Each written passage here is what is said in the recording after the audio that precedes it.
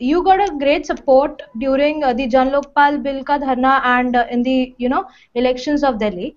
But then you resigned in 49 days. Now you're saying that you will not make an alliance with the BJP or the Congress in the Lok Sabha elections. So would you please elaborate what is the point of fighting the elections if you're not ready to collaborate with someone and make the government? If you're not ready, if you're ready to just quit because somebody did not agree with you in 49 days, the youth wants to support you, but अगर हमारे PM को कोई भगोड़ा बुलाएगा तो मेरे जैसे voters जो पहली बार वोट करे वो आपके लिए वोट क्यों करेंगे? तो आप अगर आपके पीएम को कोई भगोड़ा बुलाएगा, आपको समझ के उसको वापस जवाब देना पड़ेगा।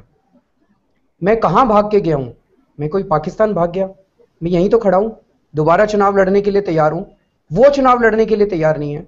उन्होंने प्रोपेगेंडा फैलाया कि भाग गया भाग गया भाग गया। मैं तो यहीं खड़ा हूँ, कहाँ भाग गया?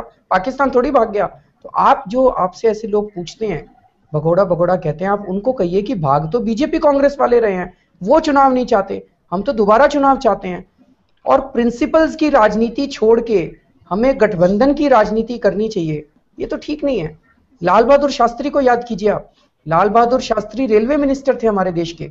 एक ट्रेन एक्सीडेंट हुआ था और उन्होंने रिजाइन कर दिया था। हम उनकी तारीफ करते हैं, हम ये नहीं कहते लाल बहादुर शास्त्री भाग गए थे। वो वैल्यू बेस्ड पॉलिटिक्स हम लोगों को इस देश के अंदर वापस लानी है।